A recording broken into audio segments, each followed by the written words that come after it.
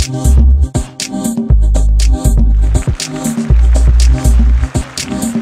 to the Impact of Educational Leadership podcast with ID3 for Isaiah Drone III. This show was designed to provide an exclusive forum on educational achievement gaps related to learner success while discovering relationships and family issues in a diverse setting.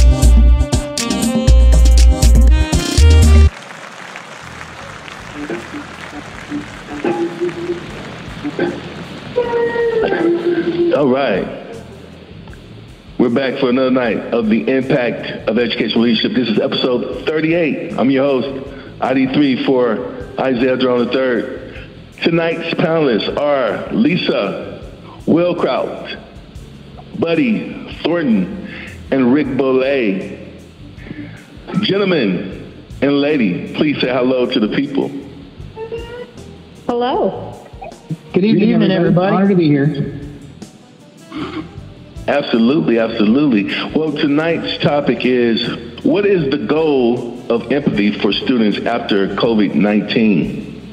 First off, let me tell you a little bit about Lisa Wilcrout. Lisa Wilcrout is an educational professional that has enhanced learning outcomes and the professional development of staff members and positive community connections. She has experience teaching grades K through 12 and as an educator administrator. Throughout her career, she has strived to move her students, staff, and community to the next step in their pathway to success. Next, we have here Mr. Rick Beaule, Bachelor's of Science in Music Education, Indiana University, Master's of Educational Leadership and Administration, Duquesne University, a 17-year teaching veteran in Pennsylvania and Texas, serving as president of Killeen Educators Association and Region 10 of the Texas State Teachers Association, representing over 3,500 educators across Central Texas. Currently teaching elementary music in Killeen Independent School District near Fort Hood, Texas. Next we have Dr. Buddy Thornton, Bachelor's of Science in Allied Health Sciences, University of Wisconsin, Milwaukee. Master's in Health Services Counseling and Executive Leadership, Liberty University.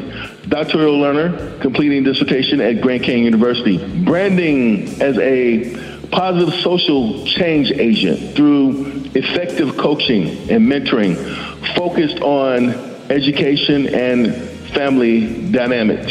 Also, proud board member of the Parent File and proud board member of the Brokenness to Healing Foundation.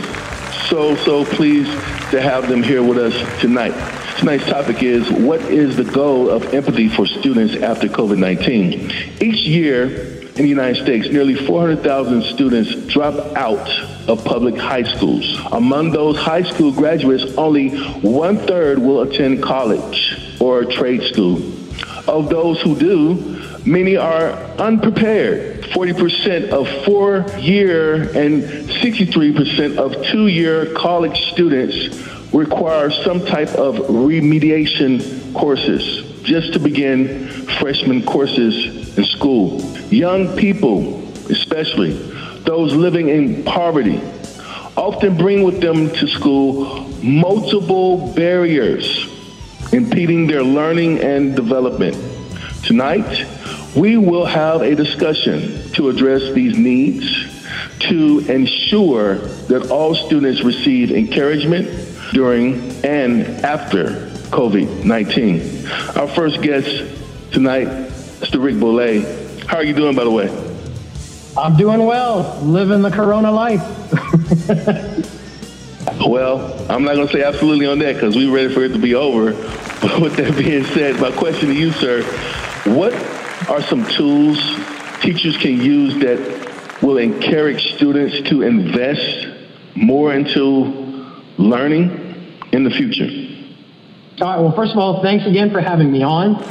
I'm going to kind of rephrase your question a little bit in terms of a goal, right? And the goal when you're investing into learning is to create an intrinsic motivation to drive that learning during school and beyond.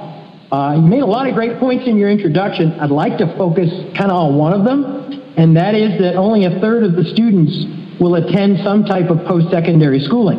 And while those college-level preparations do need to be addressed, to me, that means we need to be focusing on those not attending college or trade school because they constitute the majority of students that public education services.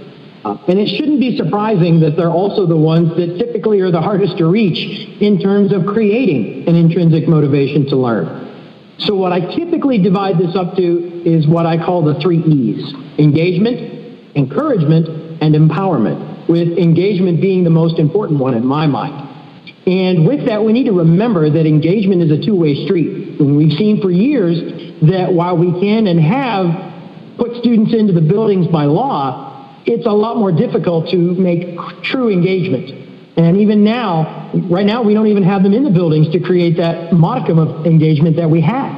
So we really, as educators, need to become very attuned to how they respond when they're engaged and what triggers that engagement, because that's what's going to drive everything else, right? And they've seen during this time some interactive programs such as Seesaw and Kahoot that we've already seen being used in classrooms, and they're very effective. But we need to be able to reach students using a variety of different methods and not just variations on the same theme. For example, I've been looking into courses that are designed and optimized for text messaging. And because of the limits of texting, the lessons are naturally forced to be delivered in a lot smaller chunks. Now, for a student who is easily overwhelmed by too much information, this could be a huge help in providing information at a pace that's better suited to their learning style. Now, besides the actual content learning, an important byproduct of creating that engagement for a student is that it lays a foundation of actual successful achievement that's not accompanied by stress and strife to get to it. And why is that important?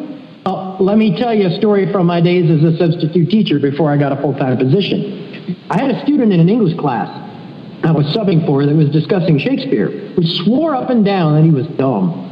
And I ended up spending almost half the class with him to understand even a small part of the sonnet that we were working with. But when he got it, and I praised him, he got a huge grin on his face and said, "Hey, I'm reading Shakespeare." And even if he had another moment in his life where he had never read a sonnet, he had that moment of success that he had earned for himself to cling to. And I know we've all heard many stories about how teachers inspire students, but what that really translates to is the creation of willing engagement by that student. And as much as encouragement from teachers means the world, a student achieving success and knowing that they did it themselves does more for encouragement than anything else. And winning, as they say, helps make a lot of problems easier to overcome. So that final part, the empowerment, involves making sure that students have the tools that they need in their academic toolboxes to thrive in a modern world. And ironically, in some ways it involves some time-honored concepts that have been around for literally millennia. Learning a basis of understanding and a critical foundation of terms and concepts is still going to be important. But technology has now evolved to the point where our need to teach all the facts before we teach how to apply them, which is, I find, a somewhat dubious practice in some ways, is somewhat diminished, especially with the deluge of information that we have now easily available on the internet. And we have an opportunity right now with distance learning being forced on us to reimagine how we teach our students both now and in the time once COVID ends. Our students really need to leave us with an understanding of how to listen actively, think critically, research effectively, and communicate clearly. If you can do those things, we're going to be able to cut through all the chaff. And if our students are able to do those things, our students in our society are going to go on to accomplish many, many great things. Mr. Beaule, wonderful response as always. I like how you used the word empowerment and broke it down into pieces that you could chew on, and it leads to positive youth development. It leads to tools for continued learning and continued instruction to teach content, because the children, the students must be engaged. They must stay engaged, not only secondary education, but even higher learning, those students as well. And so we have to come up with effective methods now, and they could even be, well, they're going to have to be virtual, some of them. A lot of them, most of them is going to have to be. Because now we're going into distant learning. And so I like the way you put those pieces together. and that puzzle set. And my concern is the heart of the matter, because a teacher exudes this type of empathy, this type of passion, this type of love. It's like they are the surrogate parents. They are the foster parents. They are the godfathers, the godmothers. They are the home away from home. And with that being said, let me ask my next question to Lisa Wilcrout. First of all, how are you? How are you? I am doing very well. How are you doing? Wonderful, wonderful. And we are so glad to have you here with us this evening. We are. My question to you is, how can teachers plan on balancing their expectation of learners' development with empathy on the other side of the COVID-19? Well, let's face it, balance is important for everyone.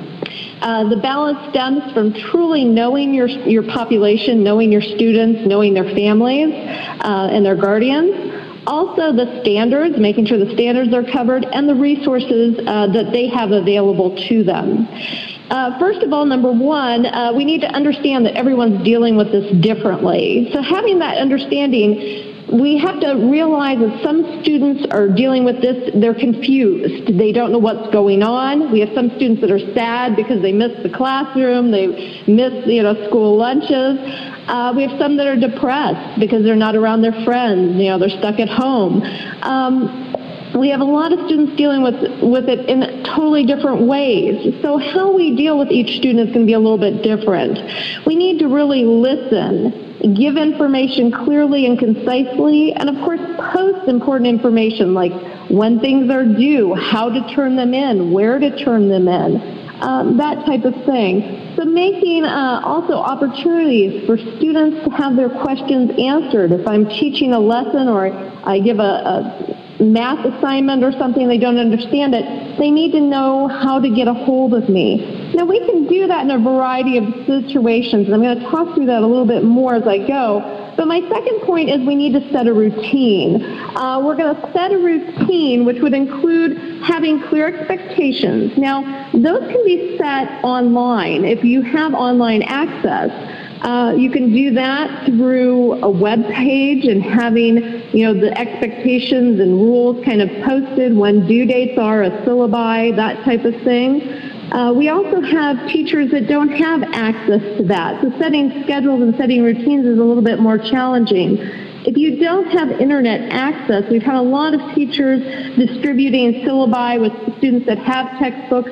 Each person has a different situation. Some students have text, others do not. So they're distributing packets. Packets work wonderfully for these students. Also, keeping active time that you can set those routines of I'm available for 1 to 2 to take office phone calls, to answer those questions that I have. We've seen on the news many teachers going to students' houses and with their chalkboards or dry erase boards, showing and those questions that they have, showing problems or doing different things online to help communicate with their students what's going on. So that's extremely important. The third point I want to say is to make things really clear, concise, and making sure we're covering the standards. We don't have to make things challenging. Since students are dealing with a lot of stress, we want to make it as simplistic as we can, but still covering the standards. So taking and using as few materials as we can, because we know some students have pencils, some don't. Some have rulers, some don't. So it's really utilizing the skills and giving them the teaching by as few material items as they can, and still teaching. And my fourth point would be, I think it's really important to understand that students are not in the classroom, they're at home. So making our standards covered through daily life instruction, looking at the things that are important. Daily reading. Reading is an important skill. I always tease readers are leaders. So really making it important for them to get that daily reading in. That can be done online with online text or if they have basal readers, if they have, books around home, but getting them really involved in reading skills. Math problems, drill and practice is extremely important. Getting them to practice and work through those different skills. Writing. Right now you could do a journal writing activity, so getting them involved with that. Vocabulary is so utterly important. Whether you're doing math with sum and products, whether you're doing science with hypothesis, really push the vocabulary. That is extremely important. And lastly, I would say problem solving, because using problem solving skills, you can do that through daily activities. Going to the grocery store is a big deal right now, so setting up a shopping list. Budgeting your groceries. Okay, we have $10, $5 a person for a snack or whatever it is for the week. Kind of deciding, can I afford the cake that costs, $24? Oh, I can't do that. Okay, what could I make that might be more inexpensive? Maybe, look at, what would it cost to make Rice Krispie treats? Getting kids involved in cooking. So cooking at home, you're using measuring cups, basic math skills, and problem solving with how to make these ingredients. So different things like that. Organizing your closet. Have them do daily activities if they're at home anyhow. Have them go through and really, utilize that as a learning experience. Lisa, you're really good at this. I appreciate you so much. You talked about involvement. You talked about social and emotional support. You talked about problem solving. You talked about effective practices and even bringing in effective settings, even though you're not physically there with your student, but because of your discipline, because of your organizational skills, because of your commitment, the child can still gather structure and routine and have a clear expectation and not be confused. And those things tie into what, and I have an expert here on the podcast that's going to talk more about cognitive empathy. But that aligns to cognitive empathy. Thank you so much. Thank you so much. Thank you. Absolutely. Our next guest is Dr. Buddy Thornton. Dr. Thornton, my question to you, sir. How are you, sir, this evening? I'm honored to be here and just along for the ride, enjoying my peers here on the podcast. So, I'm thrilled just to be included in this group. We are glad to have all of the panelists here tonight. This is a very, very, very splendid group of people, of fine people. So with that being said, question to you, Mr. Thornton, is what are some of the tools school leaders can use to promote a better learning experience through empathy? Well, the most important thing to remember is this is a good time to do some retooling and some practice on how to engage with people. Since we're stuck in distance learning and we're going to be back not distance learning in the hopefully near future, if at the worst the fall, this is a great time for teachers and administrators to bone up on what I like to call their connective tissue.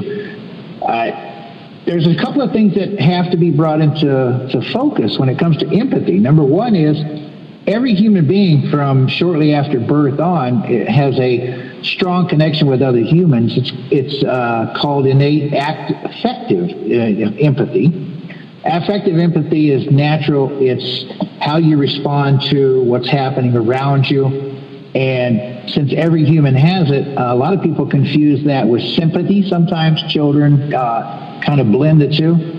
But as they develop over time and as they get into their late teens and early 20s, they start emerge to what you just mentioned, which is cognitive empathy. And that is where you have purposeful, I'm going to connect at a very visceral level with the emotions that are coming from the other person. There's a lot of neurological reasons for that, like mirror neurons. But there's a toolkit that the teachers and administrators can put together that can make that work. Number one, they've got to practice being a great role model who shows empathy, because that'll kick in those mirror neurons. They need to define empathy and sympathy starting at a very early age, very early in the process, and how the boundaries of each exist. It's one thing to be sympathetic, but it can lead to oversympathy, which creates emotional turmoil in the classroom. Whereas you have emergent cognitive empathy allows you to control the classroom. Teachers need to practice active listening. They need to have that because that allows them to do effective perspective taking. They can understand the students that are in their care and in their classroom. They can teach third-person perspective taking by putting an imaginary, if necessary, third person in the room and say, don't speak to me, don't speak to each other. Speak as if there is an audience who is here who is going to be evaluating you, and keep that in mind, that there's always another presence available. Set some very clear ethical expectations about behavior. Make sure that the kids understand what you want. Observe and respond appropriately when you see them being emotionally expressive, so that they don't become over-expressive, so it doesn't slide into sympathy. And we need to teach subconscious, implicit, and explicit bias and what the difference is between the three, because in our multicultural world, that's becoming a much higher driving component of how empathy works. We need to model not the what, we need to model the how. We need to model the why. We don't need the what because the kids can find the what on social media, they can find it in digital platforms. What just explodes at them from all different sources, but they don't get the how or the why, and they certainly don't look at it from other people's perspectives, which we need to teach them. We need to prioritize school culture, which will certainly emerge out of this entire platform. And all of the steps that I just spoke about help cognitive empathy, purposeful. I want to know how you're feeling, so I know how to engage with you at a very visceral, deep level so that I can come up with solutions and help you move forward into your life. That's a huge part of what is the modern teaching dynamic. So the last thing I want to add at this point is affective empathy it's just innate. We have it from childhood. But we need to make sure that we explain and support affective empathy in our students, because that allows greater understanding, allows controlling emotions as much as we can, especially as we get into the teen years, and allows us to also control behavior when you explain to them that they're actually reacting to each other. Those mirror neurons are kicking it in. And so as we get into the high school level and we start to see a cognitive empathy pop up, then it's easier to explain, it's easier to work with, it's easier to mold them into very effective, productive adults.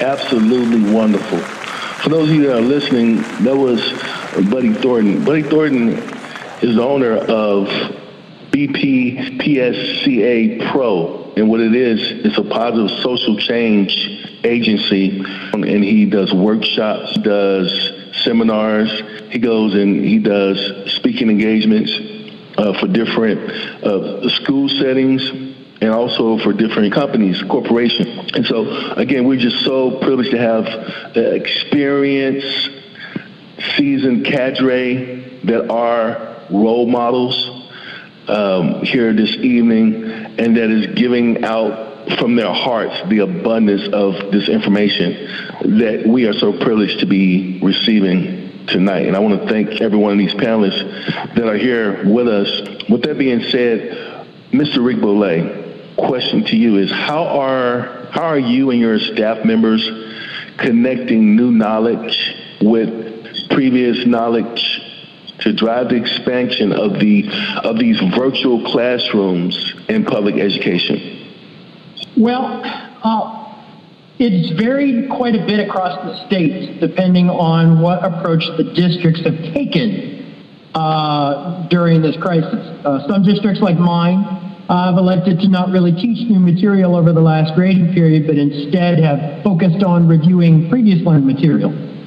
To me, it was a wise decision because it allows educators and students and parents to have some familiar ground on which to stand while they're figuring out digital instruction and distance learning that's happening.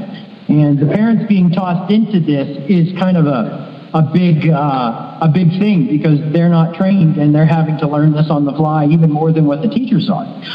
There are other districts that are doing new learning until about the middle of May and then reviewing with their students, and then there are some that are just running it online like it's a normal year.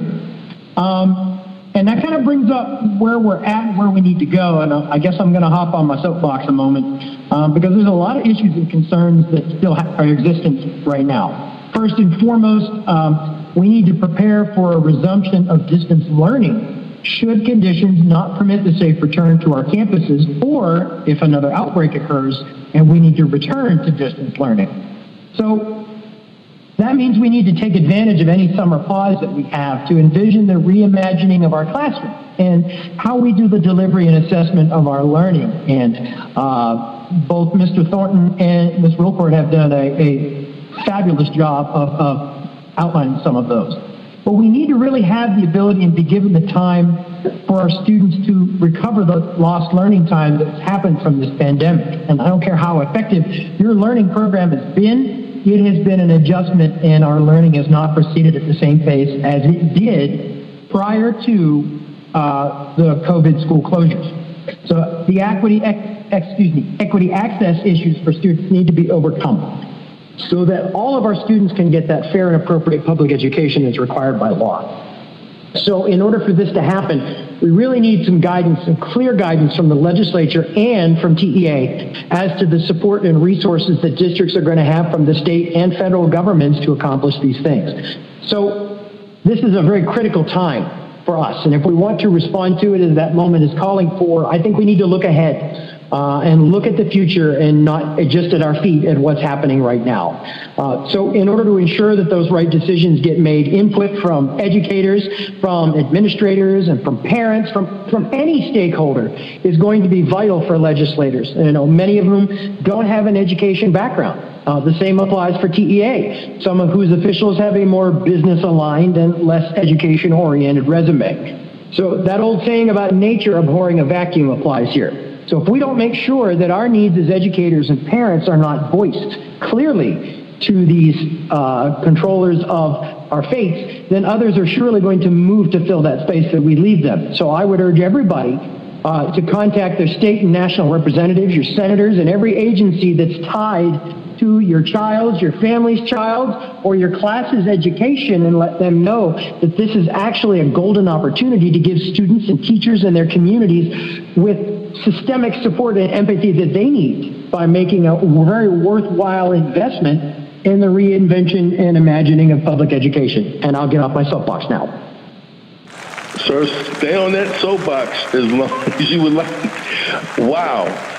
You know, I agree with most of what you said, but let's face it, people want to get back to the norm. They want to get back to work. They're not equipped to be doing what they're doing, like teaching the kids and stressing out about what's going to happen next, what's next, and then the learning curve of these Google Classrooms. We talked about commitment. We talked about discipline. Everyone doesn't have those skill sets. And so some people are getting really antsy. Some people are, let's just say, they're freaking out. And I'm glad we have Buddy Thornton here tonight because, like I said, what he does, he goes in and he goes into these chaotic environments and somehow he's able to resolve chaos. Mr. Rick Beaule, thank you for your response.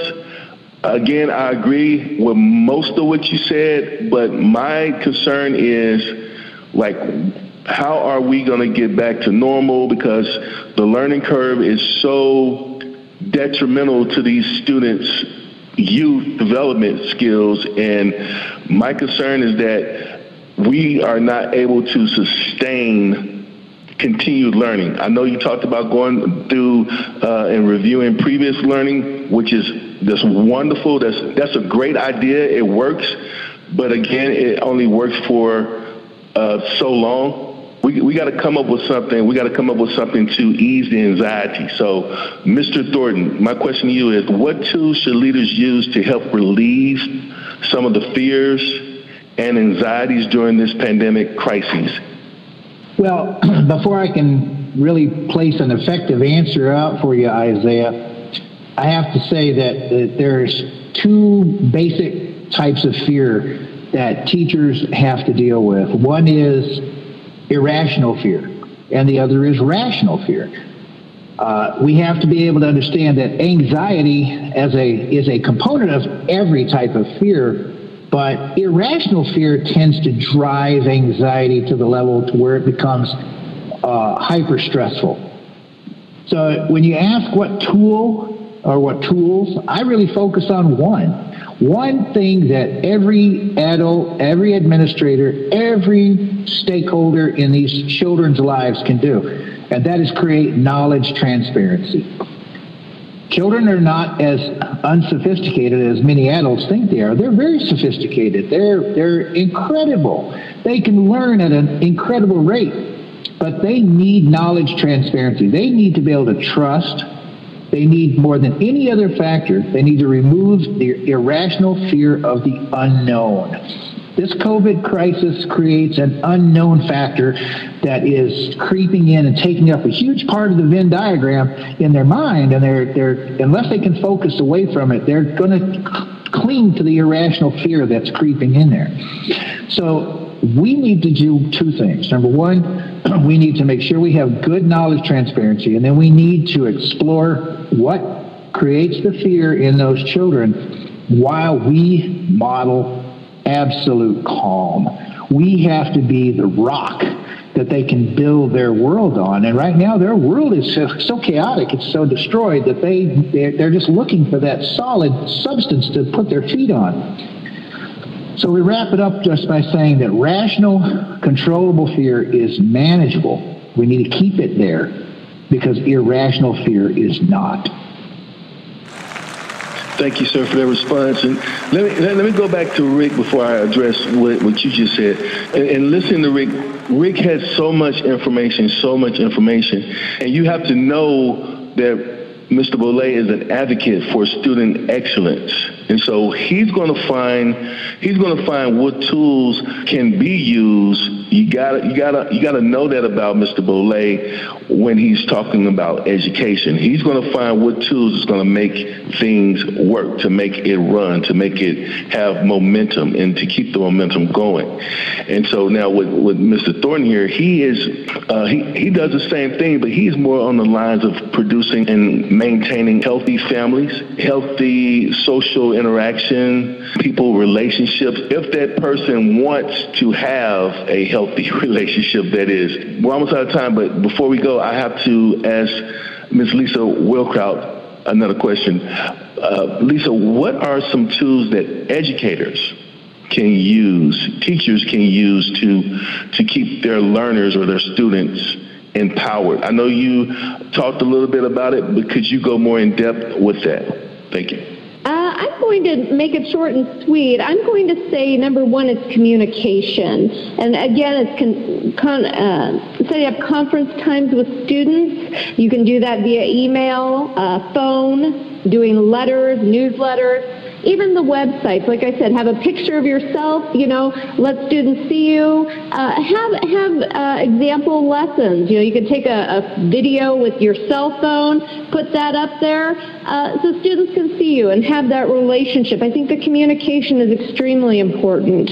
But there's also some websites that do some really wonderful things as well.